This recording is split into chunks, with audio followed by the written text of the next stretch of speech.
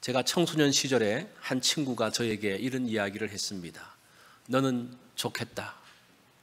어려움 당할 때에 너희 부모님이 너를 위하여 기도해 주고 있지 않냐? 나는 어려움을 당해도 우리 부모님이 믿지 않기 때문에 기도하지 않아. 그런 이야기를 하더라고요. 그래서 그 이야기를 들으면서 그렇다. 우리 부모님이 나를 위해서 기도하지라는 생각이 들면서 또 다른 한편에 흔쾌하지 않는 느낌이 있었습니다. 그것은 때로는 믿음의 부모님이 내 스스로의 신앙생활을 방해하기 때문이라는 거예요. 믿음이라는 것은 내가 결단하고 믿음에 들어가야 되는 겁니다. 그런데 모태신앙인은 태어나니까 신앙인이 되어 있어요. 내가 결단한 적도 없는데 신앙인이 이미 되어져 있습니다. 나중에 믿는 사람들의 신앙 간증을 들어보면 예수님을 만나게 된 그 계기가 참 놀랍습니다. 그런데 나는 그런 놀라운 경험이 없습니다. 과정이 생략된 채 신앙인이 된 거예요. 나중 신앙인은 성경을 읽으면서 예배에 참석하면서 가졌던 감격을 이야기해요. 그들이 예수 믿고 난 다음에 말씀을 보니까 어떻고 예배 참석할 때 그 감격, 그 은혜. 그런데 모태 신앙으로 자란 사람들은 어릴 적에 성경 읽지 않았다고, 교회 안 갔다고 매맞은 기억밖에 없어요. 성경을 읽지 않으면 밥을 먹지 못한다라는 위협적인 말도 들었어요. 그러다 보니까 그 성경을 읽는다는 자체가 어떤 감격, 은혜, 예배를 참여한다는 자체가 어떤 그런 게 있는 게 아니라 어떤 알지 못하는 나한테의 짐이고 구속이고 그런 힘든 것들이 있었던 것을 보게 됩니다.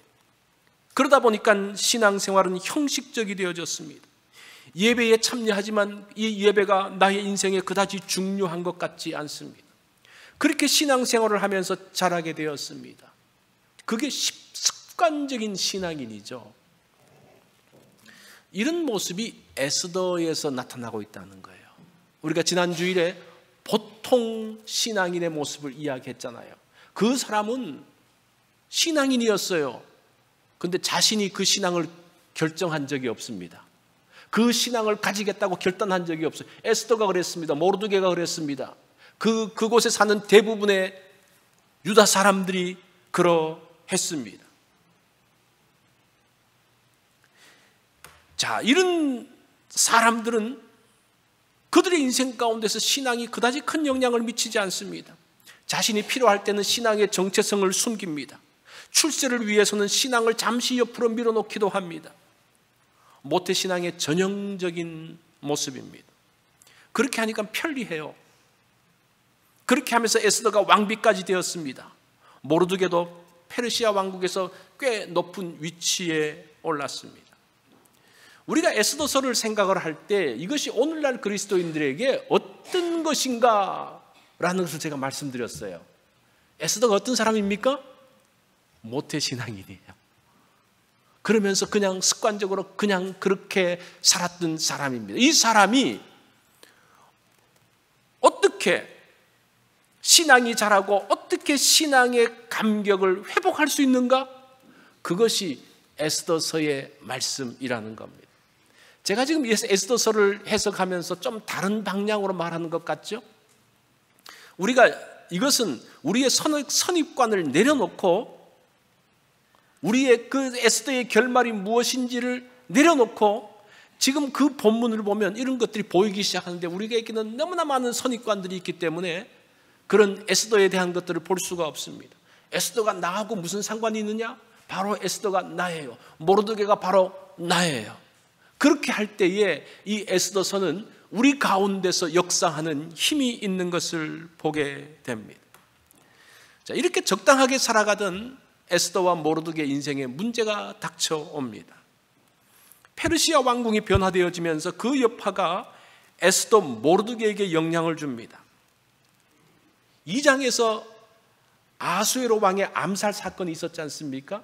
1장과 2장에서 보면요, 그 페르시아 왕궁의 실세는 누구인가니 내시들이었어요. 내시가 나중에는 암살 위협까지, 그 전에 와스디 왕비를 바꾼 사람들도, 교체한 사람들도 내시들이었어요. 나중에는 왕까지 죽이면서 그 왕궁을 뒤엎으려고 했던 사람들이 내시였습니다. 그 사건이 있고 난 다음에 아하수에로 왕이 힘을 내시 쪽에서 다른 쪽으로 옮기기 시작을 합니다. 우리가 일반적으로 그 한 국가를 움직이는 두 개의 축이 있습니다. 이거를 이제 오늘날로 말하면, 한국 상황으로 말하면, 한 축은 청와대 중심의 비서실장 수석들이 있어요. 청와대 사람들이 힘이 있죠. 또 반대쪽은 내각입니다. 장관들을 중심으로 또한 힘의 축이 있습니다. 그렇죠? 여러분들이 신문을 보든지 어떤 것들을 보면 늘 그 둘 사이에서 싸움이고 균형이잖아요. 너무 이 대통령 비서실 쪽에 힘이 세다. 장관들은 뭐하냐? 뭐 이렇게 말하기도 하고, 어떤 경우는 장관들이 힘을 얻어서 이렇게 하는 그 둘 사이의 균형축이에요. 지금 페르시아의 왕궁이 이전에는 비서실 중심으로, 그 내시 중심으로, 그 수석들 중심으로, 청와대 중심으로 움직였다면, 이 사람들이 왕을 죽이려고 하는 시도를 보면서 이제 이 아하수에로 왕이 힘을 내각 쪽에 대신 쪽으로 실어줍니다. 그 대신 총리, 장관들 그쪽에 힘을 실어주는데, 그 힘을 실어주는 사람의 한 사람 주체가 누굽니까? 하만이에요. 우리가 이렇게 에스더서의 2장에서 3장으로 넘어가는 그 과정에서 힘의 이동에 대한 것들을 볼 필요가 있습니다. 3장 1절 중간에 보면요, 하만의 지위를 높이 올려 모든 함께 있는 대신 위에 두니, 내각의 중심에 하만이 있습니다. 그 히브리 원문으로 보면 하만의 지위가 높은 것을 3번이나 강조합니다. 높이고 올리고 두었다라고 이야기를 합니다. 그리고 2절에 가서는 뭐라고 말하는 거 아니? 왕이 하만에게 무릎을 꿇으라 그래요. 모든 대신들이 이제 하만에게 무릎을 꿇습니다. 이건 왕의 명령입니다. 왕의 명령은 법과 같아요. 이것을 보면 아하수에로 왕은 하만에게 왕의 버금가는 지위를 주었습니다. 우리가 이제 성경을 보면 이런 게 있어요. 그 창세기 마지막에 보면 왕의 수레가 있고 버금 수레라는 게 있습니다. 이 버금 수레가 뭡니까? 왕의 버금가는 수레인데, 왕 2인자가 타는 수레가 이제 그런 거예요. 이 하만이 지금 버금가는 지위와 권력을 가지고 있습니다. 그리고 10절에 보면 아예 왕의 반지를 하만에게 맡깁니다. 그 쌓인 도장을 하만에게 맡겼다는 거예요. 이런 하만에게 모르드게는 무릎을 꿇지 않습니다. 그러면서 문제가 생기는 거죠. 그러면서 어려움이 생기죠. 이 어려움은 모르드게 한 사람으로 끝나는 것이 아니라 모르드게 민족, 유다 민족 전체로 퍼지고 있는 것을 보게 됩니다. 3장 3절을 보면 왕의 신하들이 그렇게 이야기해요. 모르드게 당신은 어찌하여 왕의 명령을 거역하느냐. 지금 이 모르드게가 궁궐에서 문지기로 있는, 근데 이 문지기가 보초가 아니고 이 사람이 경비대장 정도의 역할을 하는 것 같아요. 그래서 대궐문에 앉았더라 그랬어요. 서 있는 게 아니고, 보초가 아니고. 그리고 지금 모르드게에게 와서 너 왜 그래라고 설득하는 사람이 누굽니까? 대신들이 와서 설득을 하고 있어요. 그걸 봤을 때에 이 모르드게의 지위는 대신들급의, 장관이나 오늘날 말하면 차관 정도의 급에 있었던 사람이 모르드게였다는 겁니다. 자, 이런 것들을 우리가 생각을 해볼 수가 있습니다. 지금까지 페르시아의 법에 순응하며 숨죽이며 살았던 모르드게가 이번에는 왜 왕의 명령을 거부하고 있을까? 왜 왕이 하만에게 무릎을 꿇으라고 했음에도 불구하고 무릎을 꿇지 않고 그것 때문에 이 사단을 만들고 있을까? 그 이유는 몰라요. 성경이 말하지 않기 때문에 모릅니다. 그러나 학자들은 이 이유를 한 2가지 정도로 이야기를 합니다. 첫 번째는 종교적 신념이라고 이야기를 합니다. 유다인들은 하나님께만 무릎을 꿇고 절을 했습니다. 그런데 하만은 아말렉 사람으로서 그는 아말렉 신의 형상을 가진 그 목걸이를 차고 있었을 것이다. 학자들의 이야기예요. 있을 것이다. 그래서 하만에게 무릎을 꿇는 것은 우상 숭배와 왔기 때문에 하지 않았을 것이다라는 것이 첫 번째 의견입니다. 두 번째 의견은 민족적 자존심 때문이다. 원래 이게 아말렉과 유다인 사이에는 정말 끊임없는 싸움이 있었죠. 그 출애굽할 때부터 시작해서 하나님께서 뭐라고 말씀하십니까? 아말렉을 죽이기까지 없앨 것이라고 말씀하지 않습니까? 그런 민족적인 어떤 그 이유 때문에 절하지 않았다라고 말합니다. 그런데 성경은 그 이유를 밝히지 않습니다. 이 말은 무슨 말인가 하니 그 이유가 그렇게 중요하지 않다는 거예요. 성경이 중요하게 다루지 않는 것을 우리가 너무 심각하게 토의를 하면 문제가 생길 수 있어요. 이 정도만 추측하고 넘어가는 게 좋습니다. 어찌되었든 간에 이 사건은 유다 민족 전체를 위기에 빠지게 합니다.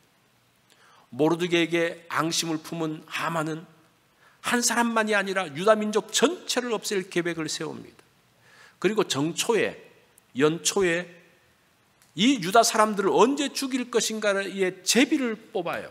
그게 3장 7절에 나오는데 아수에로 왕 12년 정월 곧 니산월에 무리가 하만 앞에서 날과 달에 대하여 부루 곧 제비를 뽑아 12달 곧 아달월을 얻은지라. 아수에로 왕 12년은 에스더가 아수에로 왕 몇 년의 왕비가 됩니까? 7년의 왕비가 되어져요. 그러니까 한 5년, 6년 정도 흐른 그 시점입니다. 그때에 이제 하만이 이 유다 민족을 죽일 계획을 세웁니다. 그리고 난 다음에 왕의 허락을 받아요. 이건 뭐 중요한 일이니까 왕의 허락을 받죠. 3장 10절로 11절에 보면 그 말을 들은 왕이 반지를 빼어 유다인의 대적 곧 아각 사람 함무다다의 아들 하만에게 주며 이르되 그 은을 내게 주고 그 백성도 그러하노니 너는 소견에 좋을 대로 행하라. 그렇게 이야기해요. 네가 원하는 대로 해. 그런 이야기. 그러면서 그 왕의 조서가 만들어지고 거기에 하만이 도장을 찍고 그 조서를 가지고 역졸들이 말을 타고 전국으로 지금 인도에서부터 이디오피아까지 그 넓은 지역에 127개의 도로 역졸들이 쫙 퍼져 나갑니다. 그러면서 3장 15절을 보면요, 아주 중요한 이야기가 나와요. 그 조서가 도성 수산에도 반포되니 왕은 하만과 함께 앉아 마시되 수산성은 어지럽더라. 이 어지럽다라는 단어가 그냥 복잡하다는 게 아니라 이해되지 않아서 어지러운 그런 뜻이에요. 사람들이 당혹스러워하는 그런 내용이에요. 그 조서를 그 수산성 사람들은 가장 먼저 들었겠죠. 그 조서를 받는 사람들이 유다 사람들뿐만 아니라 그 모든 그 땅의 사람들이 당혹스러워하며 이해되지 않음으로 인해서 정말 뒤숭숭한 그런 분위기들을 이야기하고 있습니다. 자, 이 페르시아는 가장 높은 수준의 법률과 문화를 자랑하고 있다고 했습니다. 그런데 그 에스더서 저자는 어떻습니까? 너희들이 정말 높은 수준의 도덕을 가지고 있어? 정말 높은 수준의 법률을 가지고 있어? 웃기지 마. 이것 봐봐. 그러면서 기록해주고 있잖아요, 지금. 그죠? 지금 그 이야기가 나오고 있습니다. 지금도 그들 가운데 모순은 계속되어지고 있습니다. 페르시아의 최고 권력자인 아수에로 왕이 어떤 결정을 하는 것이 아니라 지금 대신인 하만이 모든 결정들을 하고 있습니다. 똑같아요. 내시가 왕의 권력에서 모든 것들을 흔들었던 것처럼 이제 대신에게 권력이 가니까 그 대신이 모든 것들을 흔들고 있는, 여전히 아수에로 왕은 왕이라고 부르지만 여전히 흔들리고 있는 그 모습을 딱 찍어서 보여주고 있습니다. 그러면서 하만은 교묘하게 왕을 숙이면서 유다 민족을 없애고자 합니다. 3장 8절을 보면 여러분 한번 잘 보십시오. 하만이 지금 뭐라고 말하는지. 하만이 아하스웨로 왕에게 아뢰되 한 민족이 왕의 나라 각 도 백성 중에 흩어져 거하는데 그 법률이 만민보다 달라서 왕의 법률을 지키지 아니하오니 용납하는 것이 왕에게 무익하니이다. 왕이 옳게 여기시거든 조서를 내려 저희를 진멸하소서. 내가 은 1만 달란트를 왕의 일을 맡은 자의 손에 붙여 왕의 부고에 드리리이다. 이 하만의 논리를 한번 보십시오. 이 첫 번째 보면 왕에게 유다 민족을 죽여야 된다고 말하지 않아요. 어떤 흩어져 거하는 한 작은 민족을 죽이라고 이야기합니다. 실체가 없어요. 죽는 실체를 보여주지 않고 모호하게 만듭니다. 예를 들어서 누가 죽는다고 하면 그럼 유다 사람들 중에 누가 머리에 떠오르면 그 일을 할 수가 없어요. 이제 그게 아니라 모호하게 만들면요, 사람들을 해할 수 있어요. 지금 하만의 말이 그겁니다. 두 번째는 그 민족은 왕의 법률을 지키지 않는다고 이야기합니다. 그 법률을 안 지킨 게 뭐예요? 하만 자기에게 절하지 않는 거, 그거 안 지킨 거예요. 그 맞는 말이죠. 왕이 무릎을 꿇으라 그랬으면 꿇어야 되는데 그거 안 지켰어요. 그런데 뭐라고 말하는 거니? 그거 하나를 안 지켰는데 모든 법률을 안 지켰다고 이야기를 해요. 우리가 사람들하고 이야기를 할 때 처음에 사실 한 가지를 말하고 그 다음에는 과장이나 거짓으로 탁 바꿔요. 2%만 진짜를 말하고 나머지는 다 거짓을 말하면서 그런 것처럼, 지금 하만이 지금 그런 원리예요. 이건 거짓말이죠.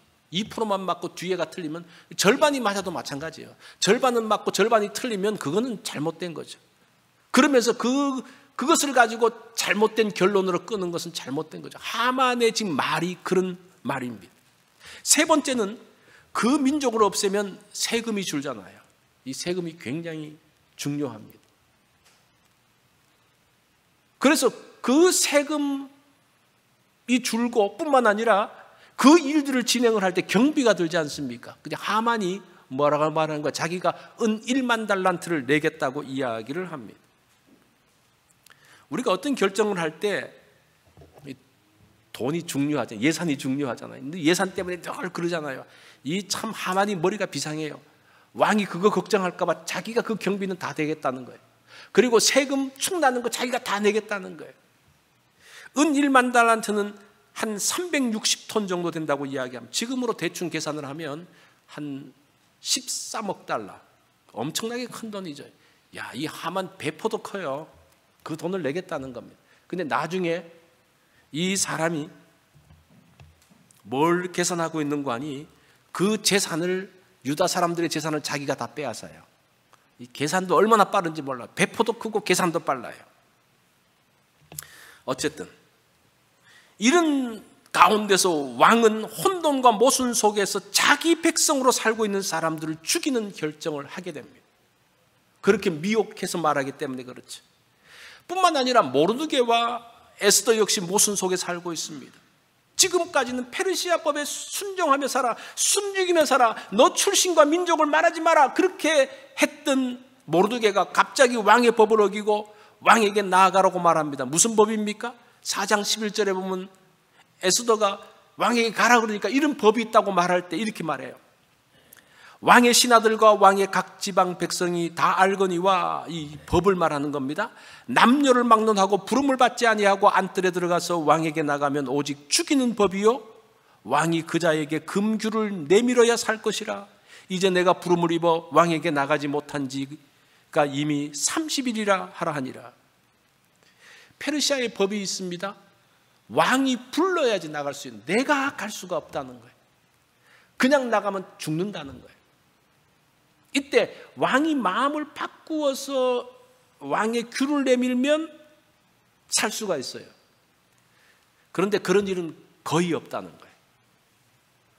누구도 이런 시도를 해보지 않았다는 겁니다. 그렇잖아요.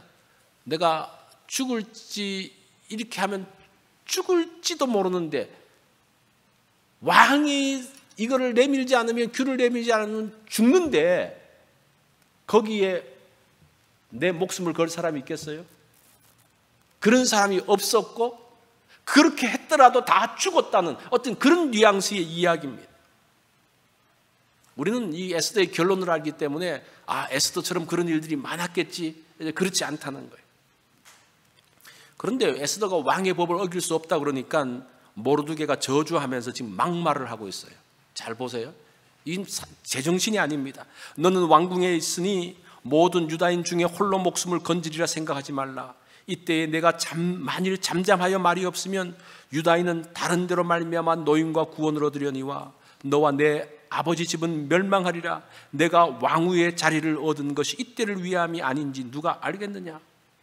이 제정신으로 하는 말이 아니에요. 그죠? 자기 말 안 들으니까 막 저주를 하면서 에스더에게 그렇게 말합니다. 이제까지 스토리를 한번 보세요. 이 일이 있기까지 모르드게가 뭐라고 말합니까? 너 절대 너 민족을 말하지 마. 너 절대 출신을 말하지 말라. 그러면서 그 법 가운데서 얼마나 에스더가 조마조마하며 살았습니까? 자기네 그 모든 출신을 숨기면서 조마조마하게 살았습니다. 5년 기간 동안 정말 피를 말리는 시간들이었습니다. 그렇게 살았어요. 그 모르드게가 그렇게 살라고 했기 때문에 살았어요. 그런데 이제는 다 오픈하라는 거예요. 왜 갑자기? 이 모르드게가 원래 신앙이 좋고 굉장히 민족을 사랑했던 사람인지는 잘 모르겠어요. 그게 안 나와요. 그런데 사람이 갑자기 바뀌어가지고 이런 말들을 하고 있습니다. 지금 모르드게가 어떤 신앙이 있어서 뭐 이런 결정을 했다, 그게 아니에요. 지금 모순과 혼돈이 지금 뒤섞임 가운데서 위기가 만들어지고 있습니다. 위기가 뭡니까? 혼돈과 모순 속에서 앞이 보이지 않으면 위기예요. 그 위기가 뭐예요? 그거잖아요. 뭔가 모르겠어요. 혼돈스러워요. 뭔가 하려고 하는데 뭔가 모순이 되어져요. 그래서 앞날을 볼 수가 없어요. 제일 힘든 게 뭡니까? 앞에 무슨 일이 벌어질지 모르는 게 제일 힘들잖아요. 지금 뭔가 위험한데 어떻게 될지 모르겠어요. 그게 위기죠. 그런데 이런 위기 가운데서 유다 민족이 깨어나기 시작합니다. 모태신앙인들이 이런 위기에 들어가면서 다시 신앙이 깨어나기 시작합니다. 참 이게 놀랍습니다. 위기의 상황에서 우리를 깨우십니다. 하나님께서 우리를 깨우시고 우리를 새롭게 하시고, 그러면서 한때 읽었던 말씀들이 생각나기 시작합니다. 한때 들었던 말씀들이 생각나기 시작합니다. 때로는 매 맞으면서 외웠던 말씀들이 기억나기 시작하는 거예요. 그러면서 우리를 깨워나가는, 이게 참 하나님의 은혜입니다. 신앙인의 위기와 어려움은 또 다른 면에서는 축복의 출발점이 되는 것을 볼 수가 있습니다. 그러면서 이제 모르드게가 막 말하니까 에스더가 이제 드디어 반응을 하죠. 그게 16절이죠. 당신은 가서 수산에 있는 유다인들을 다 모으고 나를 위하여 금식하되 밤낮 3일을 먹지도 말고 마시지도 마소서. 나도 나의 시녀와 더불어 이렇게 금식한 후에 규례를 어기고 왕에게 나아가리니 죽으면 죽으리라 하니라. 에스더가 결단합니다. 드디어 자기의 정체성을 밝히기로 결단을 해요. 그러면서 수산에 있는 유다인들을 모아서 3일 동안 금식하라고 말합니다. 그러면서 에스더가 유명한 말을 하는데 죽으면 죽으리라. 우리가 이 말을 너무 많이 들어서 혹시 죽으면 죽을지도 모르겠네요, 이 정도 느낌으로 가져요. 뭐 죽을지도 모르지만 그렇지는 않겠죠, 이렇게 느끼는데 이 원문은 그렇게 되어지지 않습니다. 정말 목숨을 걸고 하는 그런 모습입니다. 이 말은 제가 다시 한번 좀 번역을 해보면, 나는 페르시아의 법으로는 죽게 됩니다. 이게 완료형으로 되어 있어요. 이미 죽었다는 거예요. 왕의 법을 어기는 순간 그 사람은 죽어요. 죽는데 왕이 은혜를 베풀면 살 수 있어요. 그러니까 은혜 베푸는 것이 정상이 아니고 죽는 게 정상이에요. 이미 죽었습니다. 이런 법을 알면서도 무모하게 왕에게 나간 사람은 없었습니다. 무모하게 나갔던 사람들은 다 죽었습니다. 나도 죽게 될 것입니다. 이게 죽으면 죽으리라는 뜻의 원래 의미예요. 그래서 에스더는 이제 나는 끝났구나라는 마음으로 금식을 요청을 하고 이제 나가게 되는 겁니다. 자, 이 일은 언제 만들어졌습니까? 어떻게 만들어졌습니까? 모르드게의 실수로 만들어졌죠. 그죠? 실수죠. 그가 어떤 이유인지 모르지만, 성경은 말하지 않기 때문에 어떤 이유인지 모르지만 하여튼 모르드게가 뭔가 기분이 나빴어요. 뭔가 틀어졌어요. 그러면서 자기뿐만 아니라 유다 민족 전체의 위기에 들어갑니다. 그런 일들이 종종 있습니다. 사실은 요셉도 마찬가지예요. 요셉이 총리가 되었기에 그의 모든 행동들을 다 미화하는데 실제는 그렇지 않습니다. 어린 시절의 요셉의 방자한 행동은 용서할 수가 없어요. 그 아버지 백 믿고 그 형들한테 함부로 말들을 하잖아요. 그러면서 형들에게 원한을 사지 않습니까? 이 요셉의 그 말과 행동 때문에 그 믿음의 가정이 두 쪽이 납니다. 그 좋은 전통을 가지고 있는 그 믿음이 그 가정을 주장하는 것이 아니라 아버지의 편애와 그 요셉의 방자한 행동으로 인해서 그 형제들의 마음은 갈갈이 찢겨져 있어요. 정말 요셉을 죽이고 싶을 정도로. 여러분 형제들을 정말 죽이고 싶을 정도까지 그 감정이 들어간 적이 있습니까? 아마 없을 거예요. 지금 이 형제들은 요셉의 행동이 너무너무 미워가지고 죽이고 싶을 정도로 그렇게까지 갔다. 이게 다 어디서부터 나온 겁니까? 요셉에서부터 나온 거예요. 그 또 아버지도 같이 편을 들었고, 요셉은 자신의 실수로 인해서 애굽에 팔려갔습니다. 자신의 방자한 행동 때문에 나갔죠. 그런데 여기서 중요한 것은 무엇인가 하니 요셉이 실수가 있었지만 하나님이 그를 버리시지 않는다는 거예요. 이게 언약신앙이고 이게 우리가 그리스도인들이 갖고 있는 특권이에요. 요셉이 잘해서가 아니라 요셉이 잘못했음에도 불구하고 하나님께서 그 요셉을 붙드셨기 때문에 그가 그렇게 되어졌지, 요셉이 원래 머리가 똑똑하고 머리가 비상하고 그래서 되어진 게 아니라는 거예요. 아무리 머리가 비상해도 그렇게 될 수가 없다는 겁니다. 그 가운데서 요셉이 그런 어려움 가운데 들어가면서 하나님을 찾았고 하나님께 나아가면서 하나님의 인도하심, 그로 인해서 야곱의 가족들이 구원을 얻게 되어지는 것은 전적인 하나님의 은혜입니다. 모르드게가 분명히 실수했어요. 하만이 약하지만 그가 빌미를 제공했어요. 그러나 하나님은 당신의 백성을 구원하십니다. 모르드게의 실수마저도 하나님께서 선하게 바꾸신 겁니다. 그거는 변하지 않겠죠. 이런 과정을 통해서 하나님은 모르드게가, 에스더가, 유다 민족이 하나님을 찾게 하는 계기를 만들었고, 그러면서 하나님이 일을 하셨다라는 겁니다. 지금 우리가 에스더나 모르드게가 영웅으로만 생각했는데 물론 그들은 영웅이었어요. 그러나 원래는 영웅이지 않았어요. 원래 난 못해 그러면서 숨기면서 자기 출세만 보면서 살았던 사람인데, 그런 사람들 가운데서 어떤 작은 실수를 통해서 어려움 가운데 들어가고 그걸 통해서 하나님을 찾게 되어지고 그 가운데서 하나님의 은혜가 그가 다시 임하게 되어지는 모습들을 보여주고 있습니다. 그래서 하나님의 백성들은 길을 잘못 들었더라도 하나님이 또 다른 길을 보여주시면서 인도하신다는 거예요. 이것들을 보면서 하나님은 내비게이터다. 우리가 길을 갈 때, 운전할 때 대부분 딱 하면 이제 새로운 길을 갈 때 어떻게 합니까? 내비게이션 키잖아요, 그죠? 그걸 키고 쫙 운전해서 갑니다. 그러면 절대 길을 잃지 않아요. 혹시 가다가도 여기서 빠져야 되는데 그리고 쑥 지나갔어요. 그러면 어떻게 합니까? 이 내비게이션이 어떻게 해요? 그 다음 길을 알려줘요. 이런 하나님의 내비게이션으로 페르시아의 유다의 사람들은 실수하고 혼돈이 있었지만 길을 잃지 않고 다시 죽음의 위기에서 벗어나고 있는 것을 보게 됩니다. 에스더서에서 우리가 중요한 것은 무엇인가 하니 하나님의 길라잡이에요. 하나님의 인도하심이에요. 아마 여러분들의 인생 가운데서 내비게이션이 있다면 여러분 걱정하지 않으셔도 됩니다. 내가 혹시 잘못하고 실수하고 뭔가 문제를 일으켰더라도 그 다음 길이 여기서 딱 나와요. 이렇게 가면 됩니다. 사람이 안내까지 하잖아요. 걱정 마십시오. 걱정 마십시오는 안 나오지만 그 다음에 이렇게 하면 됩니다. 이제 그 말이 걱정하지 말라는 거죠. 다른 길로 찾아가면 되는 거예요. 우리 인생에 내비게이션이 있다면 그게 뭡니까? 하나님의 인도하심이에요. 지금 우리 성경의 역사들을 다 한번 보세요. 다 그 이야기예요.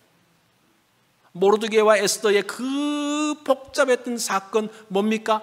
하나님의 내비게이터이신 하나님의 인도하심 때문에 그가 실족하지 않고 정말 죽을 수 있는 상황 가운데서도 거기에서 벗어날 수 있는 길을 여기에서 보여주고 있다. 그 스토리예요. 앞으로 나오는 스토리가 어떻게 하나님께서 인도하시고 나갈 것인지 나오는 거예요. 지금은 정말 죽음이에요. 죽어야 돼요. 그러나 하나님의 새로운 길들을 보여주고 있는 겁니다. 우리 인생길에서 여러분 이 내비게이션을 꼭 가지시기 바랍니다. 어떤 내비게이션? 하나님의 내비게이션. 우리가 성경을 본다는 게 저는 그렇다고 생각을 해요. 매일 말씀을 묵상한다는 게 그냥 성경 한번 보고 육신의 밥도 먹는데 영적인 밥도 먹어야지, 그 정도 차원이 아니라 이 말씀이 그날 우리를 인도하시는 하나님의 내비게이션이기 때문에 말씀을 본다면 여러분들의 인생 가운데 절대 실패하지 않고 낙심하지 않을 겁니다. 그래서 그것들이 만들어지면서, 근데 그 전까지는 사람들이 그 내비게이션을 펴지 않아요. 자기가 잘 할 수 있으면 내비게이션을 펴지 않아요. 그러나 어렵고 힘들고 처음 가고 알 수 없을 때는 그걸 펴는 거죠. 여러분 길 갈 때도 마찬가지잖아요. 늘 가는 마켓 내비게이션 켜고 안 가요.